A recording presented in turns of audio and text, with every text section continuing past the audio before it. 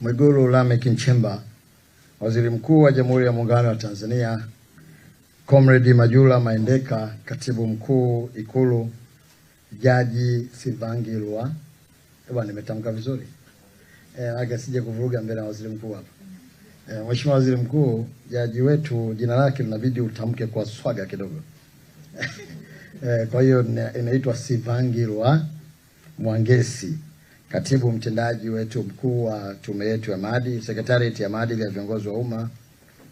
Bi Felista Shuli, Kaimu Katibu Mkuu utumishi, wakuu wa idara na sehemu za ofisi yetu hii, maafisa mliopo, ndugu waandishi wa habari, naomba nianze kwa salamu ya Jamhuri ya Muungano wa Tanzania.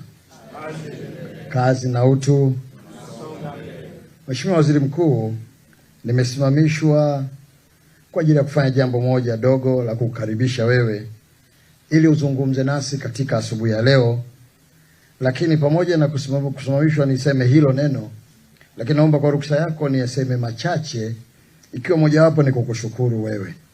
Mheshimiwa Waziri Mkuu, naomba nianze kwanza kwa kumshukuru Mwenyezi Mungu mwingi wa rehema kwa kutujalia kuwa na asubuhi njema, lakini pili kukupongeza wewe. Kupongeza wewe kwa kuchaguliwa kuwa Waziri Mkuu wa Jamhuri ya Muungano wa Tanzania.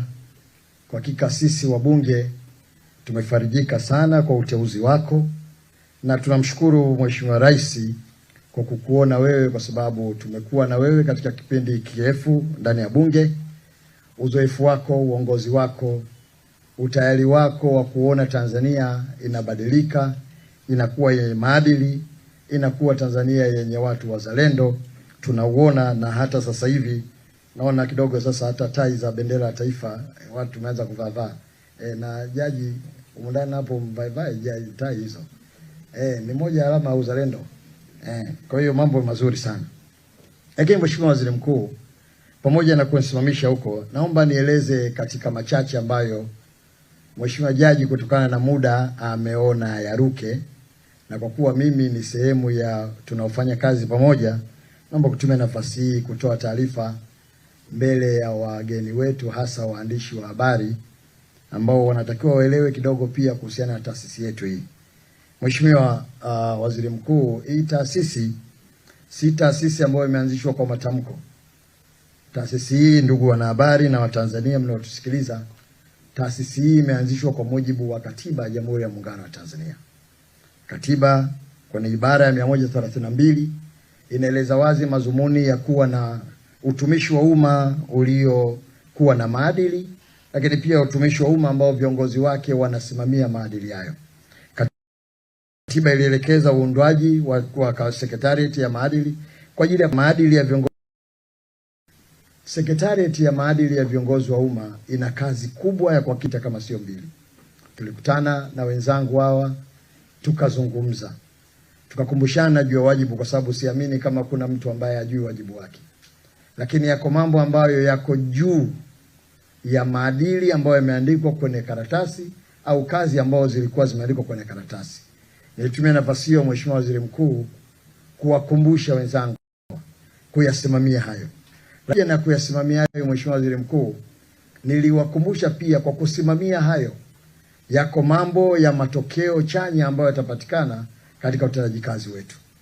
Niliwaambia kwa kuwaita viongozi, kwa nyinyi kutoa taarifa zile ambazo wananchi wanatakiwa kujua, ni moja ya njia ya kuisafisha na kuweka vizuri serikali yenu.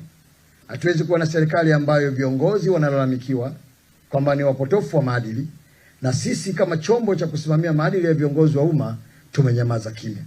Hili jambo Mheshimiwa Waziri Mkuu nililisema, na naomba niseme tena mbele yako, kwa sababu siku ile nilipokuwa naongea nilikutumia wewe Mheshimiwa Waziri Mkuu kama mfano wa viongozi ambao uadilifu wake hauna chenga yoyote. Niliwaambia haiwezekani leo hii Waziri Mkuu wa Jamhuri ya Muungano anasimama kwenye majukwaa kueleza katika maana ya kujisafisha juu ya umiliki wake wa mabasi ambayo sisi humu ndani tunajua kitaarifa na kitakwimu kwa mabasi haya sio umiliki wake. Lakini sisi kama Sekretarieti ya maadili ya viongozi wa umma tumenyamaza kwa sababu hatuoni kama hii ni kazi. Mkuu, nataka kutumia nafasi hii ya taarifa Na niliwaambia hawa ndugu zangu kwamba haitotokea hata siku moja huko mtaani watu wakamuelewa mtu anayesimama na kusema hiki sio cha kwangu, hiki sio cha kwangu. Na niliwaeleza kwa mfano, leo hii hata mimi mwenyewe nashutumiwa juu ya mambo ambayo mimi mwenyewe ninajua kwamba si ya kwangu, na nyinyi humu ndani ambao ndio mmepewa kazi ya kufanya hiyo, mnajua kwamba si vya kwangu, lakini mmeamua kunyamaza kwa sababu hamuoni kwamba hilo ni jukumu lenu. Niliwaambia mnayo majukumu kikatiba ya kumuita kiongozi yoyote yule ambaye anatajwa hadharani, anatajwa vifichoni, kuja kueleza juu ya uhalali wa hizo taarifa ambazo zinatolewa. Hatuwezi kuwa na nchi ambayo kila mtu ana meno, kila mtu anaweza kusema, alafu sisi kama watu ambao tunatakiwa tuyashughulikie hayo tukanyamaza. Lakini niliwakumbusha wajibu wao kwamba sekretarieti hii imepewa mwanya wa kuita chombo chochote kuomba taarifa popote, na pale ambapo wanaona kwamba taarifa hizi ili zipatikane, kuna wenzetu wengine tunatakiwa tuwaite, ikiwemo vyombo kama PCB, idara zetu ambazo zinafanya uchunguzi, kuziomba hata jeshi la polisi. Idara hii kwa mujibu wa katiba ya Jamhuri ya Muungano wa Tanzania kinaruhusiwa kufanya hivyo. Mheshimiwa Waziri Mkuu, tulizungumza mengi na ninaamini kabisa kwamba yale tuliyozungumza itakuwa ndio msingi mzuri wa mwanzo wa kufanya kazi nzuri ya kwenda kusimamia ili kutoa jawabu katika yale maelekezo ambayo Mheshimiwa Rais anayatoa ya kuona kwamba nchi yake inakuwa yenye viongozi waliojaa maadili, lakini pia wale ambao wanakosa maadili kuwaweka pembeni, kwa sababu hiyo ndiyo kazi yao. Mheshimiwa Waziri Mkuu, niseme tu mbele ya hadhara hapa, tume hii ikitoa taarifa ikasema Ridhiwani ananuka rushwa, wakimpelekea Mheshimiwa Rais, opinion au ushauri wa tume hii ni sheria na ni binding kwa Mheshimiwa Rais, na Rais Ridhiwani atakwenda kwa Msoga tu. Huo ndio utaratibu. Sasa kama tume hii haitofanya kazi hiyo, tutaendelea kuwa na viongozi ambao wanalalamikiwa, tutaendelea kuwa na viongozi ambao wanaonekana kwamba si waadilifu katika nchi yetu. Mheshimiwa Waziri Mkuu, chombo hiki ni nguzo ya uzalendo katika nchi yetu.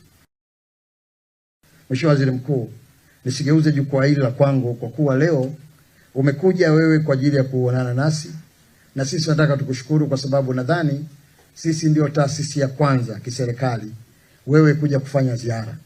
Lakini sisi tunashukuru pamoja na heshima, umekuja wewe kwa ajili ya kuonana nasi, na sisi tunataka tukushukuru kwa sababu nadhani sisi ndio taasisi ya kwanza kiserikali wewe kuja kufanya ziara. Lakini sisi tunashukuru pamoja na heshima uliyotupa. Kwa kweli unaonyesha jinsi gani wewe ni kiongozi unayedai kuona Tanzania yako inakaa vizuri kimaadili. Wako watu walikufananisha na Sokoine, na kwa kweli mimi binafsi yangu naanza kuziona dalili hizo.